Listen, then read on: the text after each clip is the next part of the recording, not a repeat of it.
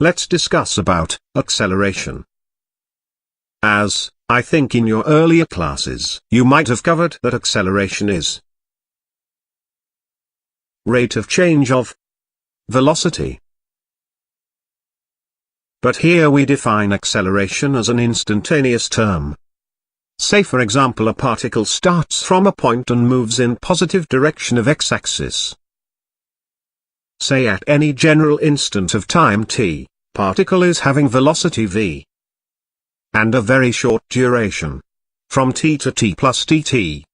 Say the velocity is increase from v to v plus dv. So we can say in duration dt the velocity increment is dv. Well, in this situation at this time t, as dt is very small neighborhood of this time t, we can write acceleration time t can be given as it is dv by dt. This is the instantaneous acceleration at time t.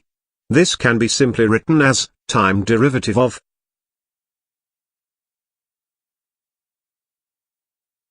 velocity vector. Vectorially we find acceleration vector is dv vector by dt, and it can also be written as slope of velocity versus time curve, because dv by dt is the slope of vt curve if we are finding the acceleration for body moving in rectilinear motion. From here we can also analyze one thing. As we are studied, we are having displacement. We differentiate displacement, we get velocity. If we differentiate velocity with respect to time, we get acceleration. And vice versa is also true. When acceleration is integrated, we get velocity. And when velocity is integrated, we get displacement. We are going to discuss several applications or example based on this concept. Like here, instantaneous acceleration we can also give as dv by dt.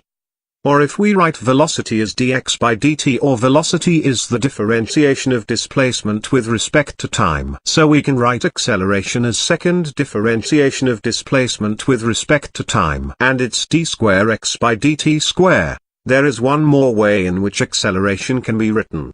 Like if it's expressed as dv by dt, which is multiplied by dx and divided by dx.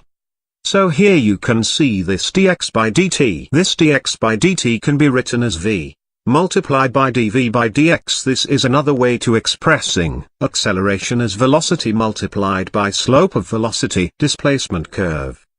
Here we can see acceleration is the slope of velocity time curve. Here you can write acceleration is instantaneous velocity multiplied by slope of velocity versus displacement curve. This is another way of finding the acceleration. As we have seen that acceleration can be given as dv by dt. Or it can also be written as v dv by dx. Say this equation 1, this equation 2. Both the equations are having their own importance, like if acceleration is given as a function of time, then we use equation 1, because here you can see acceleration is expressed in terms of velocity as well as time. Sometime it happened that in various problems, if a is given as a function of displacement, and obviously here we are going to use equation number 2, because here you can see in equation 2 acceleration can be expressed at velocity as well as displacement. Sometime it may happen that if a is given in terms of velocity, then we can use either equation 1 or equation 2, which basically depends on their requirement of data in the problem, or whatever is required in the problem. Based on that we are going to use equation 1 or 2, whether it is related to time function or it is related to displacement function. That will be more clear in with the help of some. For example, let's take an example here only. Say If for a particle, its displacement is x equals 3t cubed plus 2t square plus 5t plus 6 meter. Here you can see the displacement is given as a function of time. And say we required to find acceleration of particle at t equals 1 second. So we are required to find the acceleration we need to differentiate it twice. Like this is displacement. Here we can calculate instantaneous velocity as dx by dt. So we differentiate it will give us 9t square plus 4t plus 5. And unit is meter per second. And if we found the acceleration it can be further given as dv by dt, so once again we differentiate it, it'll be 18t plus 4 meter per second square. So here we are required to find acceleration at t equals 1 second. At 1 second acceleration can be given as if we put t equals 1, it'll be 18 plus 4. That is 22 meter per second square. This will be the answer to this question. Now we are going to discuss about average acceleration. We can simply state, for a motion of particle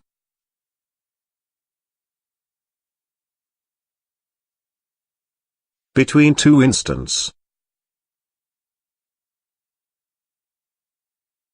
its average acceleration can be given as average acceleration is defined as, it is defined under this symbol. It is total change in velocity divided by time taken. If velocity is changed by delta v, we can simply write it delta v vector divided by delta t. This is the average acceleration. See, if a particle velocity changes from v1 to v2 in time t1 to t2, it can be written as v2 minus v1 vector divided by t2 minus t1. This is the way directly to find the average acceleration. For average acceleration, we do not need the way how velocity varying, how it is changing. We just need the velocities at initial and final instants. Just for understanding it, we take up an example. Say, if a truck, moving at 4 meters per second towards south, truck is moving in south direction at speed 4 meter per second, takes a turn toward east, and say its velocity changes to 3 meters per second. If turning time is 10 seconds, we are required to find the average acceleration of truck. So this is the question we need to solve. In this situation, once again, if you just have a look, the truck was initially moving at 4 meters per second towards south. So if we will talk about this v1 vector, v1, its initial velocity is 4 meters per second towards south. So it is moving in southward direction. And it takes a turn to east, so final velocity v2, which becomes finally 3 meters per second, it is towards east. And we are required to find the average acceleration. So here average acceleration can be written as it is v2 vector minus v1 vector divided by total time taken is 10 seconds here.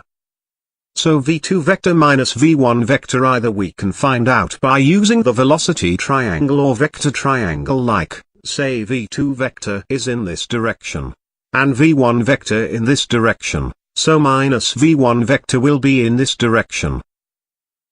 So resultant would be this. You can see this is 3. This is 4. This will be certainly 5. So we substitute the magnitude of this v2 minus v1 vector. The magnitude of acceleration be given as 5 by 10. So here in this situation it will be 0.5 meter per second square. If we wish to find out this direction, This direction will be toward. You can simply state if this is east direction, it will be northern east direction at an angle theta, and tan theta can be written as 4/3, that means theta will be 53 degrees. This will be in direction 53 degrees north of east. You can simply state from the direction of the east, it is at angle 53 degree toward north, and the change in velocity v2 vector minus v1 vector 5, so v2 minus v1 is 5 and time taken is 10, so 5/10, the average acceleration will be 0.5 meter per second square inches, a direction 53 degree north of east.